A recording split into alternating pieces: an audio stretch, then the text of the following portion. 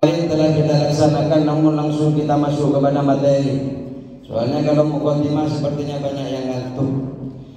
Bismillahirrahmanirrahim, dengan menyebut nama Allah yang Maha Pengasih lagi Maha Penyayang. Babul ikhlasi wal ikhdari niyati fi jamil amali wal aqwali al barizati wal khafiyah. Sekarang masuk di dalam kajian kitab Nuzhatul Muttaqin, syarah daripada Riyadhus Shalihin. Masuk kepada hadis pertama, menjelaskan tentang bab ikhlas. Kemudian menghadirkan niat di dalam seluruh amal-amalan kita, seluruh perkataan-perkataan kita, baik yang tampak maupun tersembunyi.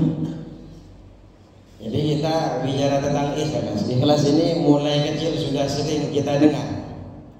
Namun apakah sudah sesuai hari ini ibadah kita? Apakah sudah ikhlas? Hadir ke suling ini apakah sudah ikhlas? Kita lihat di dalam kajian menurut kitab salaf. Apa sih sebenarnya ikhlas? Sebelum kita masuk materi, apa sih sebenarnya ikhlas? Kalau kita menukil daripada Ar-Risalah Al-Qushairiyah, beliau Al-Imam Qushairi mengatakan al-ikhlasu ifradul haqqi subhanahu fi ta'ati bil qasdi.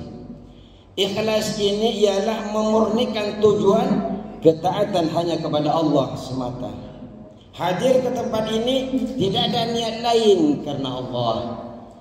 Langkah-langkah kita dari rumah masing-masing, ada yang dari blok A, ada yang dari blok A. Mungkin nanti di absen, bukan bagian saya yang absennya. Itu akan langkah-langkah hadir ke sini. Kalau niatnya semata-mata karena Allah, namanya ikhlas. Menurut Al-Imam Qushairi. Di dalam kitab Riyadhus Shalihin, sebelum masuk materi hadis, biasanya menyertakan Al-Quran pertama. Coba kita lihat di dalam Al-Qurannya. Qala Allah Ta'ala, Allah berfirman, wa ma umiru illa liya'budullaha mukhlishina lahuddin hunafa.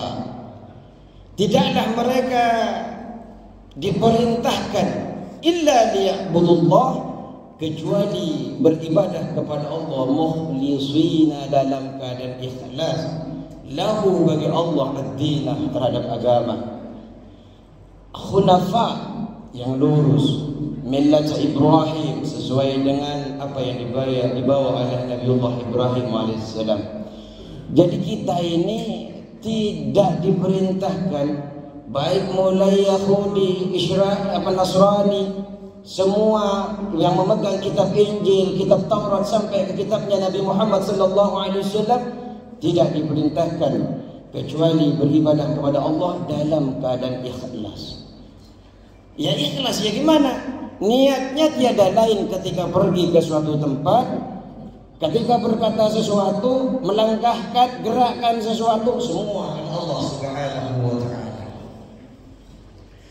Di dalam ayat yang lain, la yanalallahu luhumuha, la yanalallaha luhumuha wala dima'uha walakin yanaluhu taqwa minkum, kata Allah.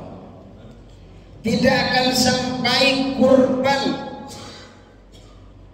daging-daging daripada kurban kepada Allah Subhanahu wa Ta'ala, darah-darah yang telah dijatuhkan di tanah itu tidak akan sampai kepada Allah, akan tetapi yang sampai yanaluhu taqwa, ketakwaan kalian, ketakwaan dari kita.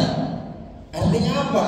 Ketika kita bawa kambing, ketika kita bawa sapi, ibtira'an ila wajhillah, niatnya karena Allah, bukan niat karena biar update status muncul, saya sekarang kurban sapi, saya sekarang sudah kurban kambing, lumayan harganya 10 juta.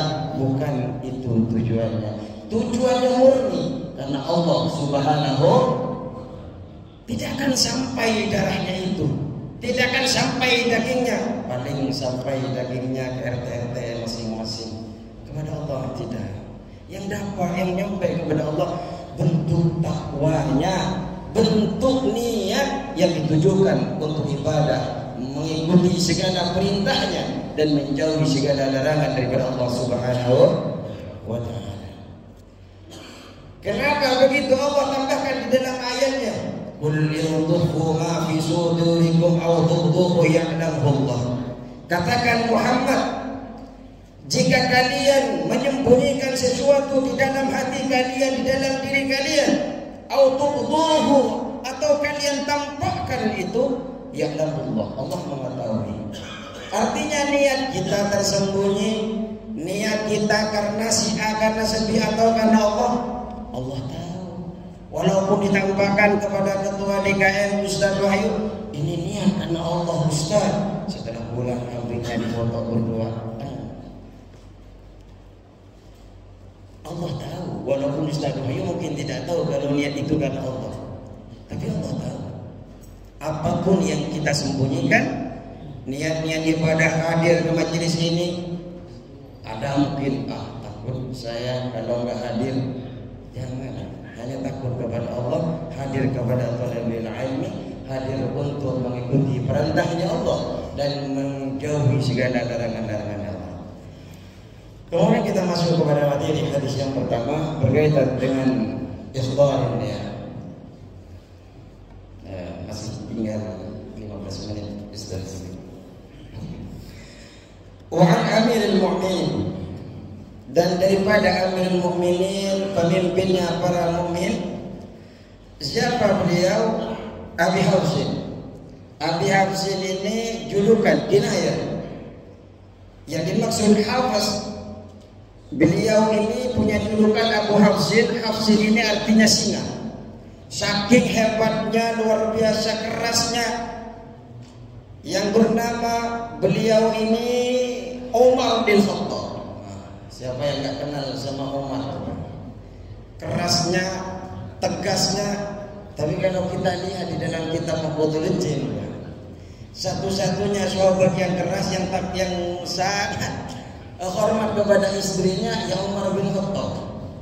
Kalau kita lihat di dalam ceritanya itu, ada seseorang yang ingin mencurhatkan atas jeleknya perilaku istrinya. Perilaku jelek istrinya ingin dicurhatkan kepada Umar bin Khattab. Kenapa? Ternyata istrinya akhlaknya jelek. Kalau dicurhatkan kepada Umar bin Khattab, insya Allah menemukan solusi. Kenapa? Umar orangnya tegas, Umar orangnya keras, pasti bisa menaklukkan perempuan, kata si orang ini. Kata sahabatnya Umar datang kepada Umar. Setelah nyampe ke rumahnya Sayyidina Umar, ketok pintu. Ternyata di dalam rumahnya Sayyidina Umar sudah dimarah-marahi sama istrinya. Dilempar-lempar lagi piring, omelan-omelannya. Ternyata lebih parah daripada sahabat yang ingin curhat ini. Apa kata beliau? Kalau keadaan Amirul Mukminin itu saja seperti ini, apalagi keadaan saya. Akhirnya pulang. Tapi kalau kita lanjutkan panjang itu. Artinya beliau saja yang Umar bin Khattab yang terkenal dengan Abu Hafsin, bapaknya singa, tapi ternyata masih takluk kepada istrinya. Makanya panjenengan yang takluk istri jangan khawatir, Pak. Ada temannya Sayyidina Umar bin Khattab. Langsung kita kepada materi qala sami'tu Rasulullah sallallahu alaihi wasallam, beliau mengatakan begini. Saya mendengar daripada Rasulullah sallallahu alaihi wasallam yaqul, beliau bersabda, innamal a'malu binniyat, bahwa sesungguhnya amal-amal itu tergantung daripada niat. Kalau kita lihat di literatur Arab, gramatika, innama ini adatul hasan, sebagai pembatas, sebagai kalau kita lihat sebagai pembatas yang memiliki faedah, memperkuat kalimat setelahnya. Artinya amalan-amalan itu tidak akan diterima oleh Allah Subhanahu wa taala bin niyati, tergantung kepada illa bin niyat, kecuali dengan niat itu. Innamal a'malu binniyat, sesungguhnya amalan-amalan itu hanya, nah ini hasannya, hanya tergantung kepada niat. Wa inna malikulli imrin ma nawa. Dan sesungguhnya setiap orang itu akan mendapatkan apapun itu manawa, hanya dengan niatnya. Kemudian dikasih tahu, faman kana hijratuhu ila Allah wa rasulih, fa hijratuhu ila Allah wa rasulih. Barang siapa yang hijrahnya karena Allah dan Rasulnya, maka ia mendapatkan Allah dan Rasulnya. Wa man kanat hijratuhu lidunya yusibuha. Barang siapa yang hijrah karena dunia, maka yang didapatkan adalah dunia. Sebenarnya niat itu apa sih? Kita bicara tentang niat. Kalau kita kaji di dalam secara bahasa, niat itu adalah an-niyah, jamak daripada niyatun. Niyatun itu bermakna al-qasdu, bermaksud. Kita ke masjid, bermaksud ke masjid, ya niat. Kalau secara bahasa. Tapi kalau di dalam syariat, qasdu syai'in muqtaranan bi fi'lihi, bermaksud sesuatu yang dibarengi dengan perbuatannya. Ini niat. Sepakat ulama, anan niyata fil amal la budda minha li tarattab asy-syawab, la yatarattab asy-syawab ala fi'liha. Sepakat ulama bahwa niat ini menjadi perantara bisa mendapatkan pahala. Artinya kalau tidak niat, amalan apapun tidak akan dapat pahala. Cuma yang berbeda-beda itu di dalam syarat sah suatu pengamalan. Kalau di dalam Imam Syafi'i, setiap pekerjaan amalan-amalan ibadah tanpa didasari dengan niat itu tidak sah. Kalau Hanafi beda. Contoh, kalau Hanafi itu perantara itu tidak perlu niat. Contohnya si kita mau sholat. Kalau sholat perlu apa, Pak? Harus bersih dari apa? Kita harus suci kan? Bersih dari hadas dan najis. Kalau kita wudu, kalau di dalam mazhab Syafi'i wajib niat, Pak. Kalau nggak niat nggak sah. Sepakat ini dalam Syafi'i. Tapi kalau di dalam Hanafi, wudu itu kan hanya perantara daripada sholat. Tujuan kita adalah sholat, maksudnya tujuannya adalah sholat. Jadi wudu itu tidak perlu niat, tetap sah. Yang penting apa yang dilakukan oleh Rasulullah, membasuh muka, membasuh kedua tangan, mengusap kepala, membasuh kaki, itu dilakukan semua sah. Walaupun tanpa, tapi tidak mendapatkan pahala. Ini di dalam mazhab kita, mazhab Syafi'i kebanyakan kita sebutkan tadi bahwa niat itu berbarengan dengan pekerjaannya. Artinya kebanyakan orang niat itu kan biasanya niat sebelumnya apa? Nawaitul wudu'a, kemudian menjatuhkan tangan atau menjatuhkan air ke muka. Itu bukan niat, Pak. Kenapa? Wa mahallun niyat di al-qalbu. Tempatnya niat itu dalam hati, bukan di dalam lisan. Wala yustaratu talaffuzu biha. Tidak disyaratkan kita melafazkan. Usolli fardhu subh, usolli fardhu subh, usolli fardhu al-'ashr. Melafazkan dengan lisan ini bukan syarat. Ini hanya sunnah kalau dalam Syafi'i. Yang betul itu ketika Allahu Akbar, tangan sudah kita takbiratul ihram, di dalam hati mengucapkan saya sholat zuhur fardhu. Kalau wudu, jatuhan air pertama, ketika jatuh air pertama di dalam hati belum memunculkan niat, ini harus diulang ini. Seumpamanya gayung diambil, air jatuh ke muka, ke dahi, niatnya kita ada di jenggot. Ke atas kayak ini harus diulang, Pak. Kenapa? Yang dihitung juz bagian dalam wudu adalah ketika niat itu sudah diucapkan dalam hati. Terus di dalam sholat, kita kaji di dalam kitab Kasih Bagus saja. Dalam sholat itu setidaknya ada 3 derajatnya. Kita sepakati sampai jam 3 sih panjangnya. Lanjut dulu, soalnya nanggung. tentang tasbihus saja. Dalam kitab saja tadi derajatnya. Pertama, kalau sholat fardu setidaknya 3 yang harus ada dalam niat itu, Pak. Yang pertama adalah qasdul fi'li, niat mengerjakan. Kalau sholat berarti niat sholat. Saya niat sholat, nggak usah pakai bahasa Arab, nggak apa-apa, Pak. Pakai bahasa Jawa, niat ingsun sholat boleh. Bahasa Sunda yang tahu saja.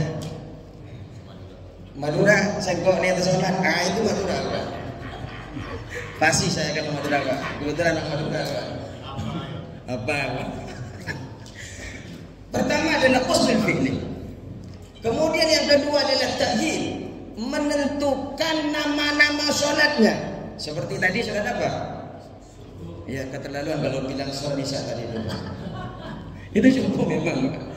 Jadi ketika kita Allahu Akbar, saya niat sholat subuh, berarti sudah dapat 2. Yang terakhir itu harus menyertakan fardunya.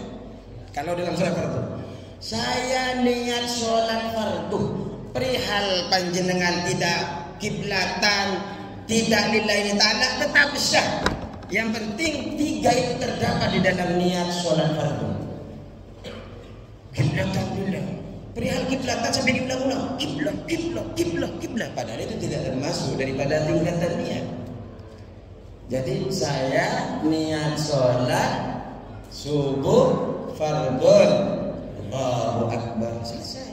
Yang sudah tahu, Pak, kalau ngadep ke sana sudah kiblat, ngadep ke sana pasti kan Allah Subhanahu wa taala, nggak mungkin karena imam di depan.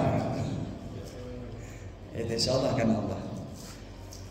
Kalau di dalam sunnah, di dalam sholat sunnah setidaknya ada 2. Tapi kalau kita mentelafutkan lillahi, mentelafutkan mengucapkan kiblatan, arba, itu sunnah. Pelengkap, tambah keren kalau panjenengan lengkapi. Kalau dalam sunnah, sholat sunnah setidaknya, sunnah itu kan ada 2. Ada yang sunnah awqat yang memiliki waktu, ada yang sunnah sholat sunnah yang memiliki sabab. Kalau sunnah yang memiliki waktu sama sunnah yang memiliki sabab, itu 2 yang harus ada dalam niat kita. Yang pertama qasdul fi'li, niat mengerjakan pekerjaannya, berarti sholat. Niat saya sholat. Contohnya kalau yang punya awqat, yang punya waktu, sholat rawatib. Rawatib itu cukup usolli. Kemudian yang kedua ta'yin, menentukan panjenengan ini sholat sunnah apa. Sumpamanya sholat qobliyah subuh, sumpamanya. Tidak perlu baca qobliyah, yang penting ta'yin, saya sholat subuh, selesai, Pak. Enggak usah nambah fardunya, enggak usah nambah sunnahnya, selesai. Enggak usah nambah qobliyah, enggak usah nambah ba'diyah. Karena kalau fardu wajib menyertakan fardu. Tapi kalau sunnah tidak perlu, cukup. Maksudnya yang punya sabab, contohnya lagi sabab. Sabab itu kan ada 3, Pak. Ada sababnya dulu, baru sholat. Ada yang berbarengan dengan sabab, sholatnya berbarengan dengan sabab. Ada yang sababnya belakangan, sholat dulu. Contoh, panjenengan masuk ke masjid kemudian sholat tahiyat, sababnya dulu apa sholat dulu? Sabab dulu, masuk dulu ke masjid, baru sholat. Nggak mungkin di depan lapangan itu kemudian sholat tahiyat. Masuk dulu, berarti sababnya duluan. Sholat kemarin gerhana bulan, itu sababnya berbarengan tuh. Dengan gerhana kemudian langsung kan Allahu Akbar. Ada yang sabab belakangan. Kalau nikah biasanya sholat istikharah enggak, Pak? Saya nggak yakin, pasti kalau cantik nggak istikharah ini. Istikharah itu sholat dulu apa nikah dulu? Sholat dulu, kalau tidur kan di situ cukup baik nggak sama saya? Kalau kata paman saya, kalau cantik nggak usah istikharah, bahaya nanti kan. Nah, kita lanjutkan. Jadi itu tentang niat. Nah, tapi kalau sholat mutlak yang ketiga adalah sholat mutlak. Kalau tadi sholat yang memiliki waktu dan sabab 2. Kalau sholat mutlak cukup niat sholat kerjanya aja. qasdul fi'li saja. Niat saya sholat, Allahu Akbar, ya sudah mau ngerjain witir, sudah ngerjain muqabbah, dia sudah mau tahajud, ini kok masih belum tidur sumpamanya. Tapi pengen sholat, pengen tahajud, pengen sujud kepada Allah, ya singkat. Ya saya sholat, Allahu Akbar, ya sholat. Itu namanya sholat waktu yang tidak punya ikatan waktu, sholat mutlak yang tidak punya ikatan waktu, tidak punya ikatan sahabat. Sholat saja untuk memperbanyak amal. Kalau niatnya karena Allah dan Rasul akan dapat itu, Rasul dan Allah. Kalau niatnya dunia, dapat juga dunia, tapi tidak dapat akhirat. Awim ro'atin yang kihuha, atau niatnya perempuan. Kalau niatnya perempuan, ya hanya bisa menikahinya saja. Karena begini, ternyata di dalam hadis ini, sabab hadis ini turun. Al-Imam Tabrani beliau menyebutkan dari Ibnu Mas'ud, kana fina rajulun khataba imra'atan yuqalu laha Ummu Qais. Ada di sekeliling kami itu, di antara kami itu ada perempuan yang dilamar oleh laki-laki. Kemudian nama beliau perempuannya adalah Ummu Qais. Beliau ini dilamar tapi menolak. Menolaknya gimana? Engkau boleh melamar saya kalau engkau hijrah, kata Ummu Qais. Karena betul Mbak, saking cintanya saja Mbak, kalau kita mungkin yang samaan dulu adalah parfumnya atau pakaiannya, tapi ini sampai hijrah. Hijrah mengikuti Rasulullah, kemudian karena telah hijrah, beliau betul-betul bisa menikahi Ummu Qais ini. Sehingga apa? Dijulukin orang ini, dijulukin beliau ini adalah laki-laki yang nikah karena hijrah. Namanya fakunna nusammihi muhajir Ummu Qais. Saya sebutkan, saya namakan, berikan gelar bagi dia muhajir Ummu Qais, orang yang hijrah karena Ummu Qais. Ini sebab asal usulnya hadis ini turun. Jadi kalau mau hijrah karena Allah saja, bukan karena perempuan. Kalau karena perempuan ya cuma dapat perempuannya saja. Cukup Pak, sekarang kita sudah janji sampai jam 3, cukup, semoga berkah. Kalau memang ada tambahan nanti di suling berikutnya dengan Ustaz mungkin yang berbeda, saya katakan apabila ada yang bisa isi, bisa daftar kepada sekretaris atau kepada Dewan Dakwah biar kita gantian staf sulingnya. Wallahul muwaffiq ila aqwamit thariq. Assalamualaikum warahmatullahi wabarakatuh.